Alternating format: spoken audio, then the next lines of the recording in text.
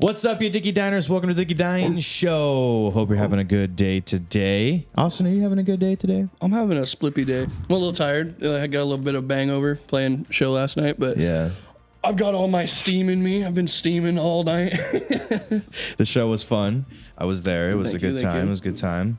Okay, so for today, I had an idea.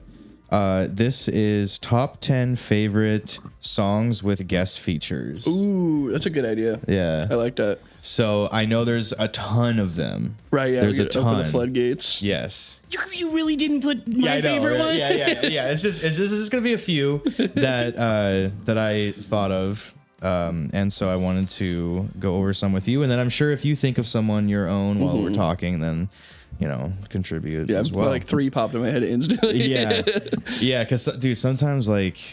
some songs are just like you cannot imagine it without the feature. Like that's when you know it's like the best feature possible. Right. Especially in a world where like a lot of features are kind of just like throwaway. Right. Yeah. Like they wrote the song and then they just paid some guy to be on it. Yeah. It's like the labels wanted this guy on it, and then it's just not great. Or when a song's curated for a feature, you're like, hold on now. Yeah. Exactly. All right, so I got bunch of different styles, mainly rock, but there's some like pop and rap in here too. Okay. But okay, so the first one I got was "Bring Me the Horizon" featuring Danny Filth, "Wonderful Life."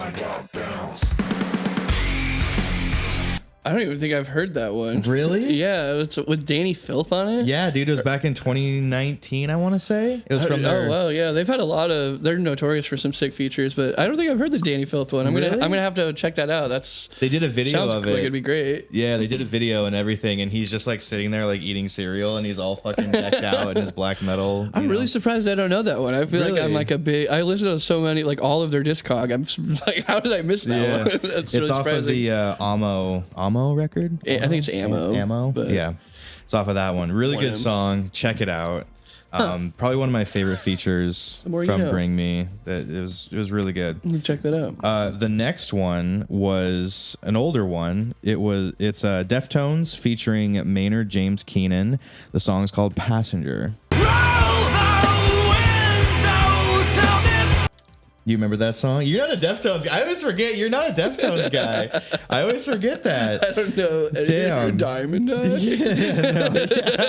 I know that one song. The horse is on a record. So you should listen to the song. It's a good song. It's it's called Passenger.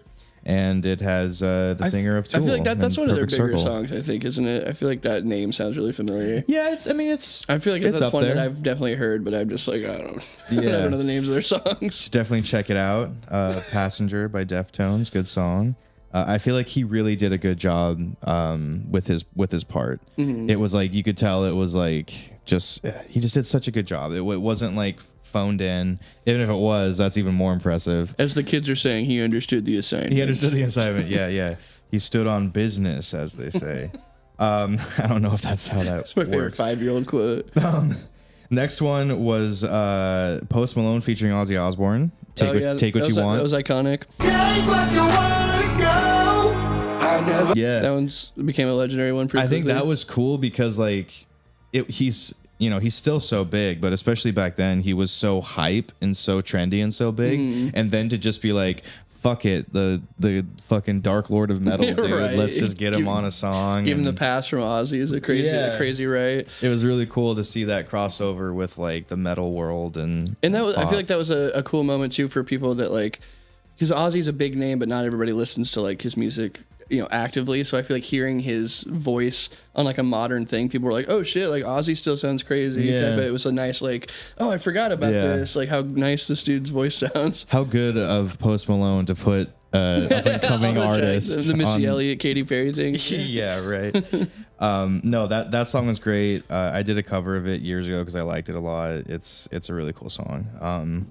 The next one is Who Dat Boy, Tyler the Creator and A$AP Rocky. S tier. I gotta say that song is probably like in the rap world, it's probably one of my favorite like rap songs. Yeah. If I were to It's have such to a good song. pick like 10 songs I knew you liked from like rap world, that would definitely be one of the first ones I would pick. It's so sick. That is it's a very solid song, and the feature is perfect for it. It just, and they're like best friends IRL, so it works like perfect. You can just feel the synergy work off each other. Yeah, and the video is super cool. Yeah, the video is wild. That one. There's so With many both different, of them in it. Ever changing. Yeah, that was a good one. It's a good pick. I like that one a lot. This next one, I wanted to actually get your opinion on this one to see what you thought of this song. I think it's pretty cool. It's not my favorite song, but I think it's cool. It's Bad Omens and Poppy and their song Van. Everyone hates you.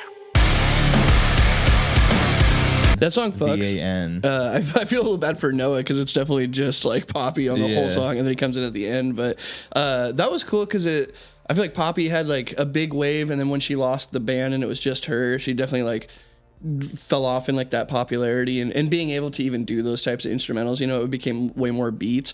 And then this like really put her back on the map again recently, and I feel like she's been really leaning into that heavier edge like right before that happened, and so now it's like re-putting her on the map, and that song does go pretty hard. I think that's a great fit. It's a strange like moment of a song to have like a feature and just have the vocalist feature, but I think it ended up working out pretty well and made a unique moment. And before that, she did that song "Spit," which was the cover. I think it was a Kitty cover. Yeah. So it was also going more towards that like heavy It was direction. perfect, like right around that. Yeah. The crossover turn. I thought it was cool. It's funny it when you worked watch really it when you watch it live because Noah just sits there and he just Comes out at the very end with the beanie on. You know. Yeah, it's the O. Yeah, it's I thought it was pretty cool. It's sick though. Works really well. Next song is "Blow Me Away" by Breaking Benjamin and Valora. Show me the way. Only the strong. So Valora, that song. yeah. So okay, there's a bit of lore here. So they did the song. This is just also going off of what I heard. I can't confirm this exactly, but I think this is what happened. Give us all the info. Well, remember when Breaking Benjamin went away for like 5 years and then came back with a whole new band? Right. So theory is that the members of the band gave this person the rights to have like a guest spot on the song or something. It's a female singer, which I think is actually, it sounds pretty cool, but I think they did it without his permission. And so there was this big like thing between them, and then like didn't they do that too with the giving the rights to like a Sony game or something? I think this is it. Oh, that's the one. This one, yeah. I was gonna say, did this happen twice? This was on Halo, and I think it was the original version on Halo. I actually don't remember. So it wasn't Sony. And then so then she got a hold of it or asked, "Hey, can I do this?" And then like the band members sent it to her.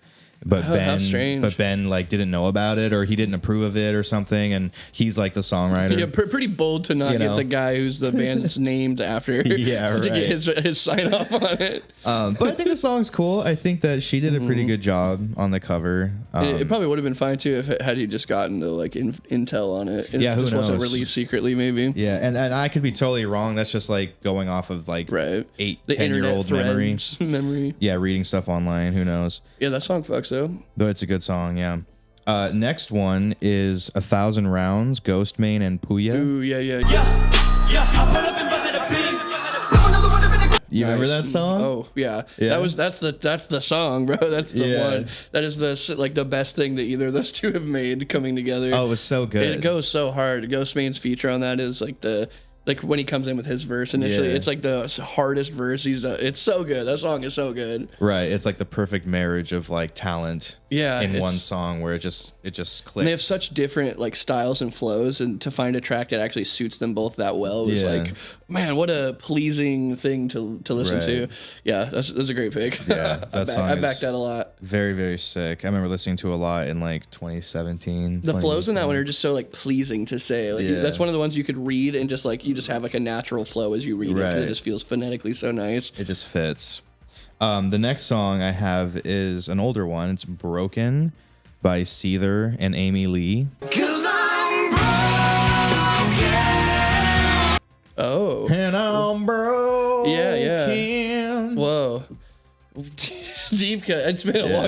Oh my god, I haven't heard that song in like a decade. Oh, probably. longer than that, probably. What the fuck? But such a good song. What a pair, dude. Yeah, Seether used to go unbelievably hard. I don't know if they're still like having the following that they used to, but I remember that band being like, whoa, they had some bangers. So good. They had some bangers for sure.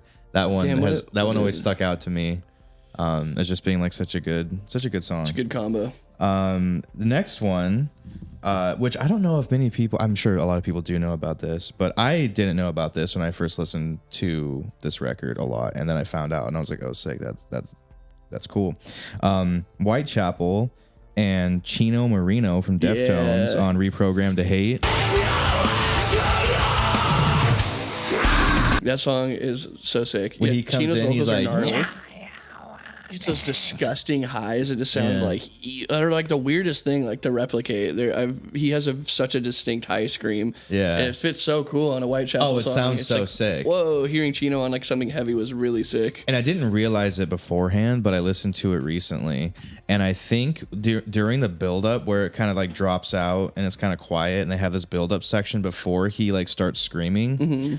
I'm pretty sure he's also doing vocal stuff in the background because it's very cool. Like some like soundscapey type, very like Deftonesy or whatever. That's cool. I think that's probably him too, but yeah. And then he comes in, and it's like that's the first time I think I heard him doing something that heavy. Yeah, and I was like, oh, like, fuck! Like the dude from Deftones is on Whitechapel. That's so sick. That album, it has that one, and it has the Vincent from Acacia Strain feature on Murder Sermon. Those are like two of the sickest features from that era. Yeah. That album killed with the features, man. Dude, Whitechapel really in that new era of Corruption era was like, unbelievable. So good. So nostalgic. So good. Those early days of Whitechapel, they were like, dude, that Chino song goes hard. I haven't heard that in a minute. Reprogrammed to Hate. Yeah, it's a great one. I have two more. So this one I thought was cool. It's Signal Fire from Killswitch Engage, and also features Howard Jones. Oh yeah. So it's that like was when they like, because obviously treat. they've been back and forth with like Howard and then Jesse, or it was Jesse and then Howard and then Jesse, and then they came together and like did a song, and I'm pretty sure Howard was on like that whole tour and performed it live with them. But to see him kind of like come together and be like, oh well, like past is the past. Right. Like let's just do a song together. Sick. Like the fans want it, and that was like the S tierest of like childhood crossover cartoon moments. And you're just like, no fucking way, they did the thing. My only critique on that is I wish Howard had more parts, but I'm also more partial to Howard's voice personally. Fair enough. But yeah, it was cool that they did that. I think that was really, really neat. And then the last one I have is a very famous one. Everyone knows it. I love the story behind this one. It's Michael Jackson and Eddie Van Halen on Beat It. Oh yeah. Iconic.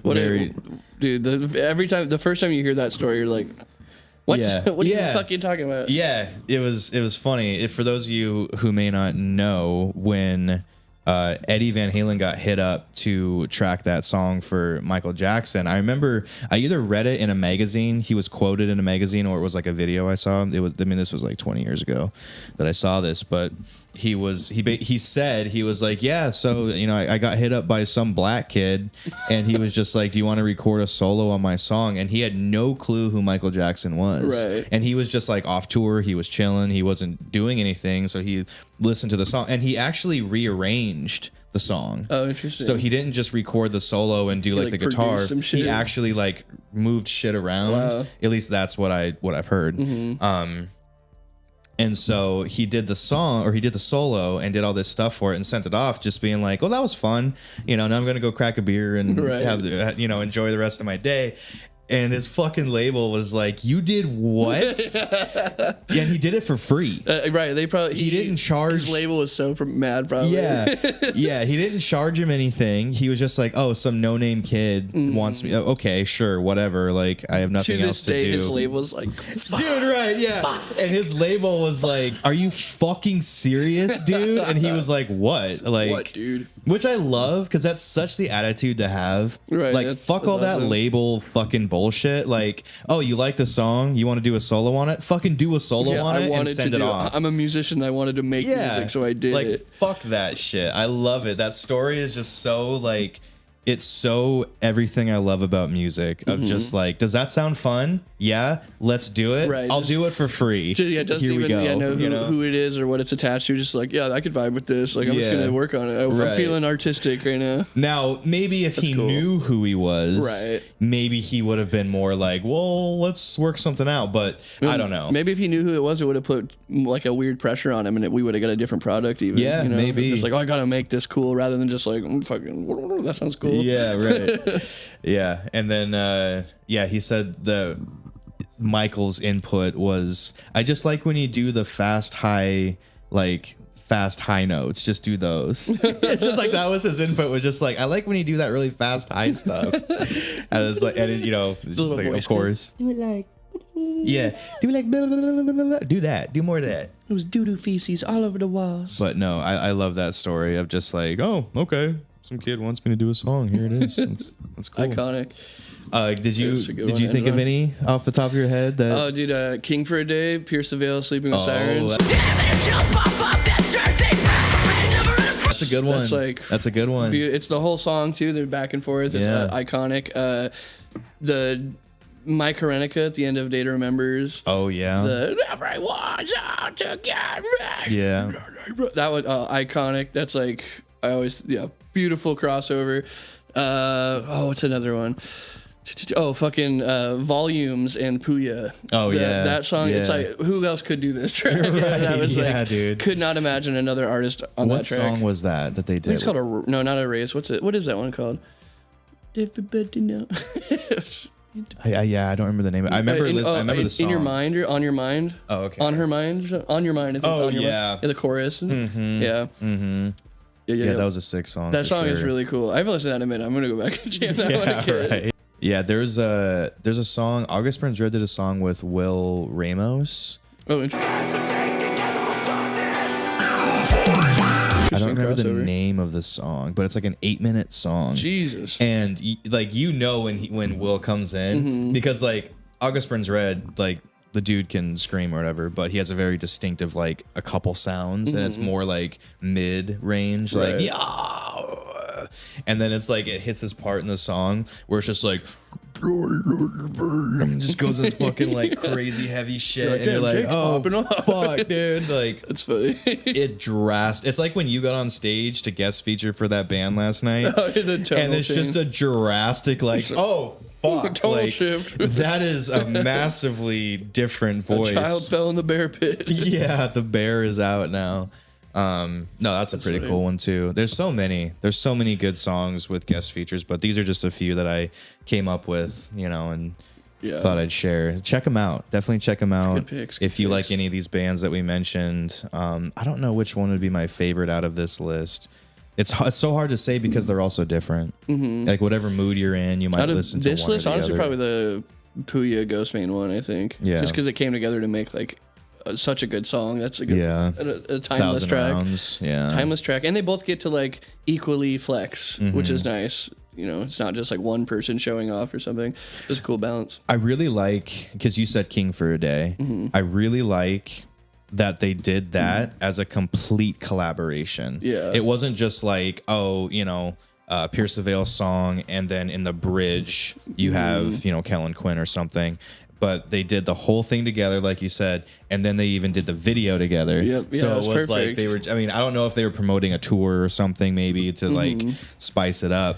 But to see like, oh, they actually gave a fuck about doing a song together and cool ass thing. Yeah, instead of just like phoning in like a 20-second guest feature or whatever. I love that kind of stuff when you can tell people actually care. Yeah, it's super cool for sure.